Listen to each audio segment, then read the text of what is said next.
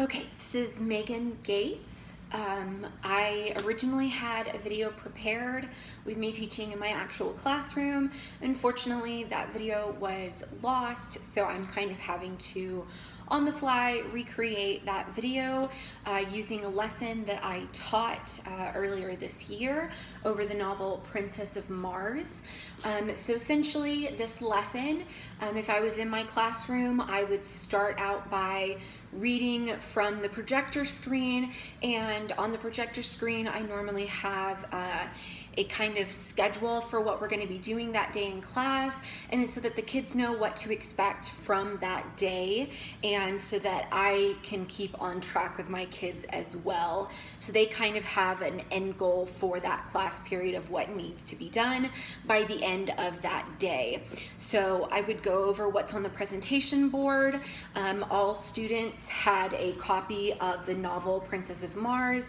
I would ask them to get out their novel and as well as their reading journal and follow along with me.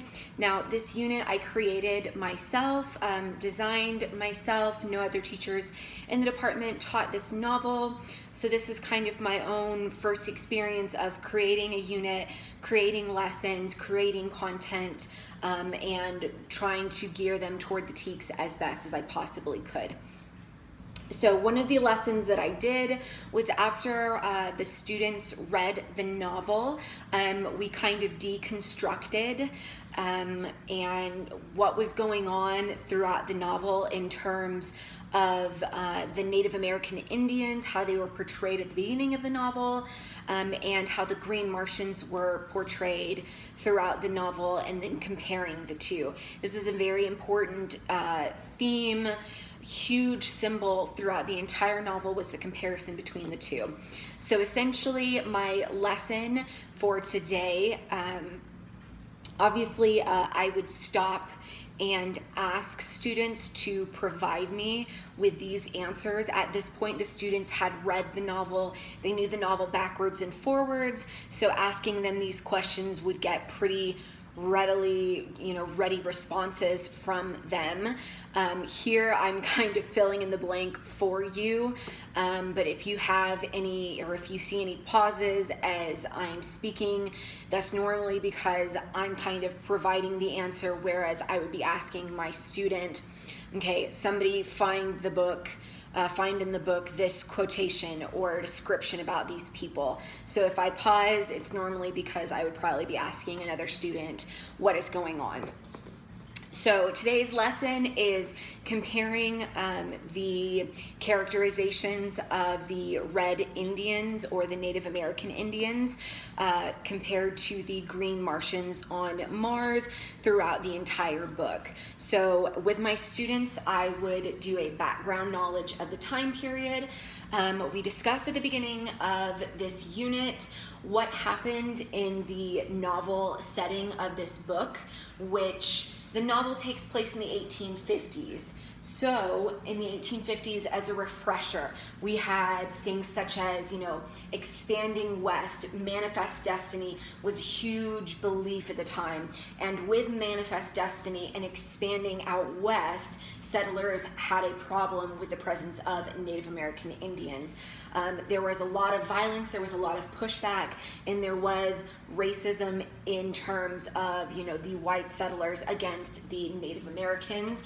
And it was either believed that the Indians should either be integrated or they should be killed, whichever way essentially worked. And they truly saw and believed that the Native American Indians were less than human beings. And this does reflect at the beginning of the novel, as the author really wanted to hit home the ideas and feelings and beliefs of the time period. And then we have the time period that the book was written in, which is the 1910s.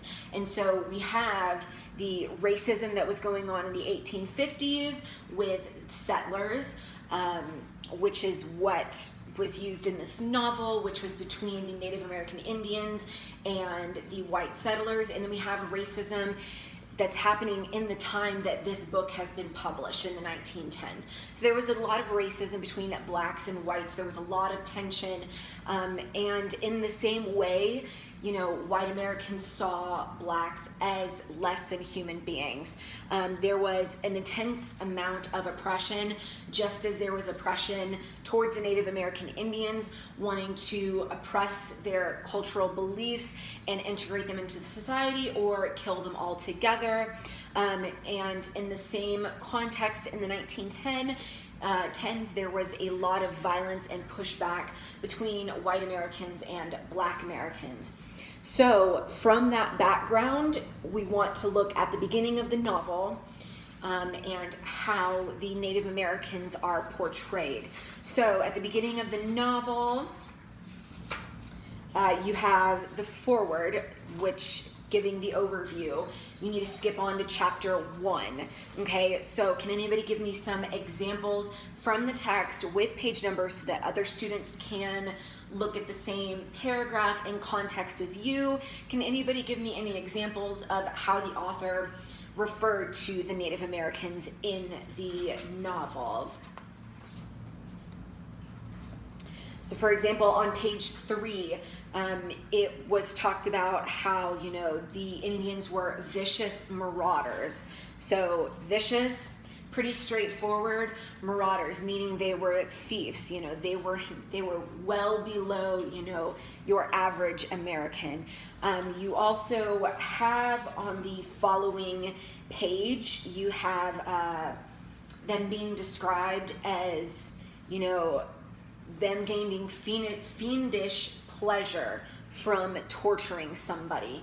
So again, we're portraying kind of the violence. So you have this differentiation between this time period of how, white settlers were civilized and good people and they were trying to expand. And you have the Native Americans coming in who are very violent, who are, uncivilized, who were very different from people at the time and did not necessarily deserve to be treated as any normal human being. And so the author kind of points that out with this line, saying that they took, a huge amount of enjoyment and pleasure out of torturing somebody. And in this case, it was, a character from the novel. The main character, John Carter, is commenting on how, his friend, Powell, would have basically been tortured to death and the Indians would have enjoyed it. And also, going on into this same chapter, you have red rascals, red warriors, you have red men, red fiends. Okay, so you have this reoccurring theme of them being described as red something, and it's typically not a good something. So red rascals. Rascals, not necessarily on the scale of, marauders, but it's not a positive, descriptor either. Then you have red warriors. So I guess it depends on how you look at warriors. And in this case, the Indians are looked down upon because they're fighting for what they, the white settlers deem as the wrong reason. They're opposing the white settlers, and that's not for the right reasons. Red men, again, this is describing them using the term red. They can't just say, the Native Americans or the Indians or those men. It has to be red men. And then you have red fiends. Again, fiends, not a positive descriptor. Another one found on page 9. This is in chapter 2, and now this is after John Carter has lost consciousness in the cave. He wakes up, and instead of seeing, describing it as, oh, I saw the face of an Indian, it's, the Indian was looking scared, but the Indian is actually described as having a savage face. Despite being, extremely scared and afraid, his face was still a savage face. Okay, so you see two reoccurring themes with descriptions of the Indians being, one, that they were violent and, not necessarily civilized people, and two, this constant characterization being, connected to them of, red men, red warriors, red rascals. Okay, so the descriptor red being connected to them. Okay, now you continue on looking at the Green Martians, and I know this is most of the novel because, you know, the rest of the novel is dealing with Green Martians for a majority of it. And so I want you to go look through the novel, and it can be toward the beginning, it can be at the middle, toward the end, okay? Go through the novel and try to find quotes that stand out to you. How is Carter thinking and looking at these Green Martians? How was Carter describing the Green Martians to himself, to us as the readers? Okay, you have to remember this is the context of Carter's diary. So Carter is essentially writing this diary. He's putting his true thoughts and feelings down onto page, and we have the privilege of reading it. Now, that's not necessarily the reality, but that's how it's written to be seen as. Okay, so this is Carter's true feelings in the context of the time period and the feelings and the thoughts and beliefs of the people from the 1850s. Okay, so look through the novel and find some quotes talking about these Green Martians that stood out to you. Okay, so go ahead and flip through your chapters, look through your reading journals. What stands out to you? What stood out into your mind as you were reading of, my God, why would they describe him like that? Why would they describe this Martian like that? You know, that was completely unnecessary. Okay, for example, on page 16, you know, one of the Green Martians are described as terrific incarnation of hate, of vengeance, and of death. So straightforward, not a very positive description. Okay, we have, you know, the violence showing through, incarnation of hate, very negative emotion, of vengeance, definitely not a positive emotion, and of death. So, you know, they're giving these descriptors, and this is right when he meets the Green Martians, okay? So this is kind of his first, you know, impression of these people. And his first impression is that they're horrible, they're hateful, and their whole world, their whole being revolves around the idea of death. Okay, so not a positive impression by any means whatsoever.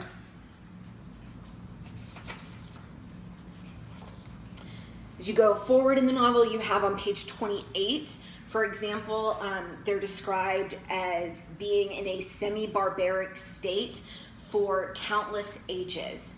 Okay, so a semi-barbaric state. So being a barbarian, not a positive trait. Okay, so you have, you know, civilized groups of people, and then you have kind of the opposite, you know, the reversed belief as barbarians, okay?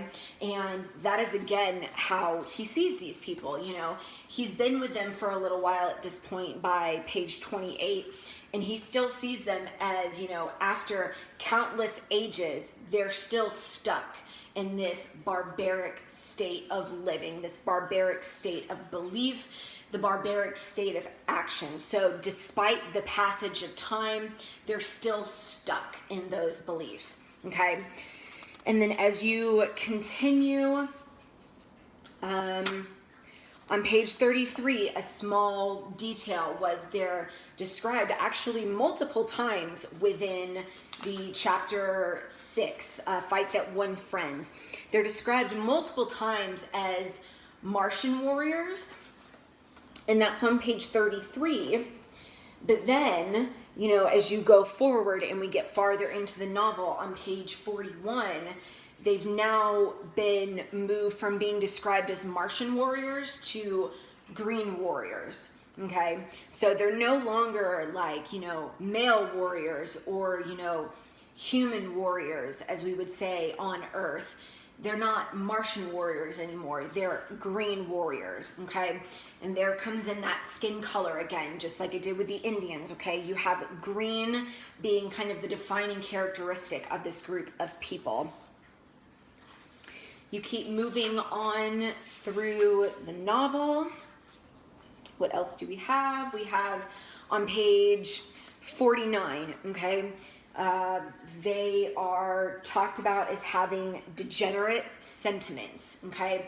You break that down, start with the one that you know the best, sentiments, okay?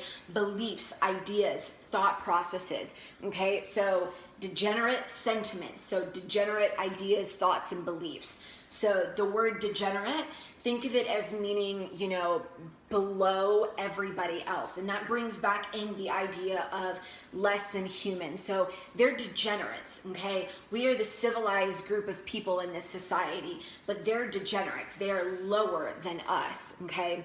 They're uncivilized, they're barbaric. And this is just a different way of reinforcing that idea and belief. Okay, so this can easily connect back to the idea of thinking of them and seeing them as barbaric people for long periods of time.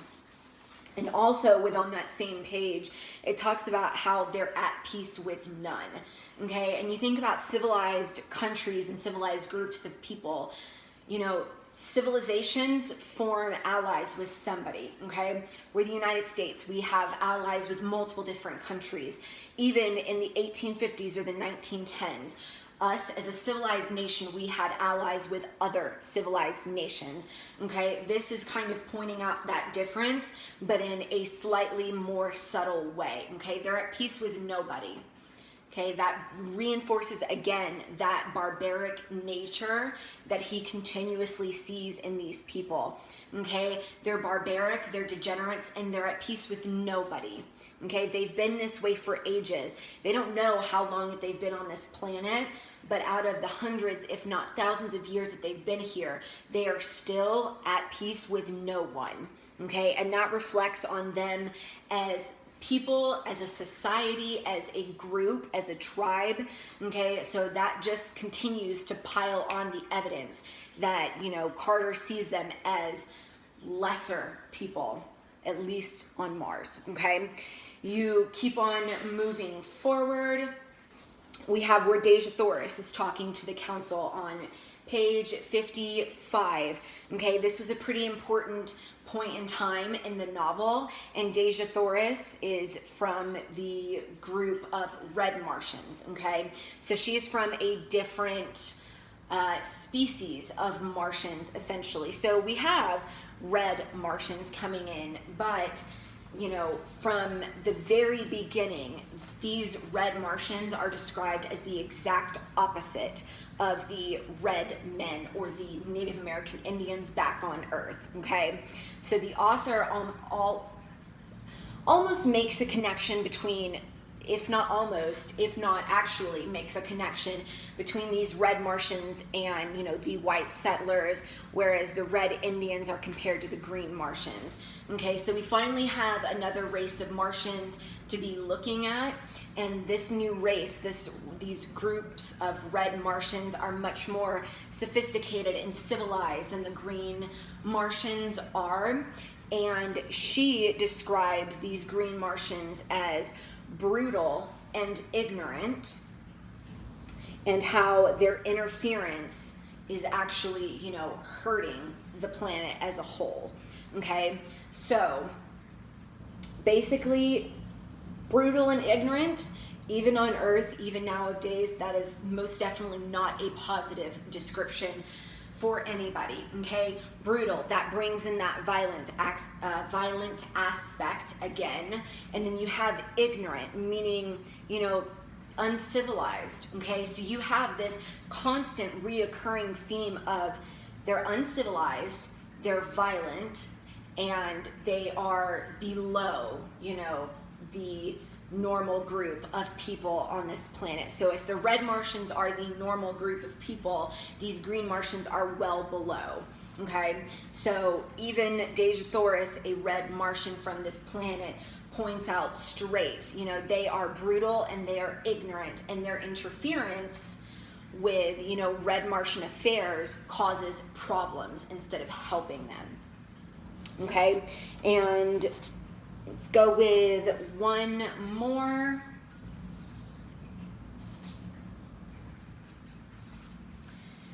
So we have a good quote on page 69, and this is kind of, you know, Carter is a prisoner at this point, and he's been able to observe people in the Green Martian camp this entire time, reflect on their actions and behaviors, and he's giving us his true and honest thoughts, okay? Again, this is his diary, and so this is his true and honest thoughts about the characteristics and the feelings and, you know, the beliefs of these Green Martians.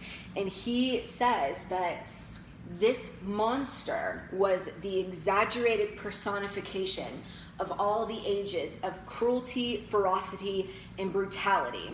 He was cold, cunning, and calculating, okay?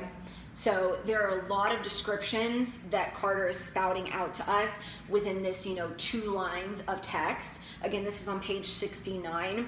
So you need to be able to break it down. So from the second word alone, this monster, okay, not a positive description at all, not even close, okay? This monster has a very negative connotation attached to it, okay? So this monster was the exaggerated personification, okay? Exaggerated. Every single one of you knows exactly what exaggerated means. You're over-exaggerating this situation, okay? Your reaction is over-exaggerated, okay? We all understand what exaggerated is, okay? Can somebody tell me what personification is? Okay, we covered this in poetry unit, we covered this in multiple units, okay? Personification is giving someone or something human-like traits, okay? So this monster, okay, this thing, this monster was the exaggerated personification. So not only was, you know, he given these traits, but they're exaggerated versions of these traits. So he's saying that not only are they all these horrible different descriptors, but they're even worse than that, okay? So exaggerated personification of all the ages of cruelty, ferocity, and brutality. He was cold, he was cunning, he was calculating. Okay, so the author uses, for example, alliteration in that: cold, cunning, calculating. And that's because the author, John Carter, wants you to pay attention to this, okay? Cold, cunning, and calculating. So they may not be civilized people, the civilized definition that we are used to, but when it comes to being violent, and when it comes to being ferocious, and when it comes to being cruel and brutal, they are cunning, okay? They are intelligent. They are calculating, okay? They strategize ways to be violent and to be brutal, okay? And they are cold, meaning that they do all of these awful, horrific things, okay? They do all of these horrible, horrific things without flinching, without caring. Okay, they don't mind that they may have killed, you know, a group of people. They wanted food, okay? But when it comes to violence, for once they are actually cunning and calculating. And so that's a differentiation between what he's described them as in the past, you know? So this, if anything, this paragraph right here, page 69, this paragraph in a nutshell gives you a description of who these Green Martians are, okay? Now, I want you to look at the ways of comparison. Both of you, or everybody, should have a list for both the Indians and the Green Martians at this point, okay? I've been talking, you've been talking, hopefully y'all have been writing these down, okay? Because this is important, not just for me, not just for you, for everybody's understanding of whole, okay? So you have a list of how the Indians have been described by John Carter. You have a list of how the Green Martians have been described by John Carter. So looking at these 2 lists and comparing the ways that they've been described and characterized as, can somebody give me an example of some similarity between their descriptions? Okay, so for both the Indians and Green Martians, they were both described as being uncivilized people, okay, as being lower than, you know, the regular people. So the Indians are less civilized and below white Americans, white settlers in the 1850s. Green Martians are below red Martians, okay, the normal or the regular people of Mars, okay? So compares how uncivilized they are to the normal people of the planet. Okay, we also see a lot of descriptions about how cruel and brutal and violent they are. This is extremely important, okay? And you see how much within, less than 75 pages. Guys, we haven't even gone past page 70 yet, okay? This is chapter 12 out of 29 chapters, so we're not even halfway through the novel. And John Carter has hit these descriptions nail on the head with how violent and brutal both these groups of people are, okay? So he's really, really focused in on how the Indians were brutal and cruel and violent and killed his friend Powell, and how the Green Martians believe and perform and do the same brutal, violent actions. Okay, also looking at on the surface, okay? That's a basic observation, but for some, and that's what the author was going for some, the most basic of comparisons is how the author reels you in. When you see that first basic comparison, then you start looking for more in-depth comparisons, okay? Color. If you look at how the Indians were described, red men, red warriors, okay? Red savages. They're described by the color of their skin. And then you look at the Green Martians, and Carter doesn't even look into, okay, what is the race called? No, they're just Green Martians, okay? So green warriors, cruel green men, okay? So green, the color of their skin is used as a consistent descriptor of who they are, okay? So you have three different ways of similarly comparing both of these groups of people, okay? So with the Indians, Carter describes them in these three categories of ways. As same with the Green Martians, they're described in these three categories of ways, okay? So why would the author want to make these comparisons, okay? I'm not asking you about Edgar, or I'm not asking you about John Carter anymore. I'm asking you about Edgar Rice Burroughs. Why would Edgar Rice Burroughs want to have the reader make a connection between the Red Indians and the Green Martians? Why? Okay? He didn't write this novel in the 1850s. Okay? We're not looking at what was happening in the 1850s. Now we need to be looking at the context of what was happening in the 1910s. Okay? We didn't cover the 1910s background for no reason. Okay? Just as there was racism in the 1850s, just between two different groups of people, there was racism in the 1910s between whites and blacks. So knowing that background knowledge, why did the author make it such a big deal to compare the Red Indians to the Green Martians? Okay? So why? Okay? He wants to make a statement on society. Okay? He wants people to pay attention. Okay? There is so much racism and, hating different groups of people, seeing them as less than normal human beings going on. And Edgar Rice Burroughs wants to draw attention to that. Okay?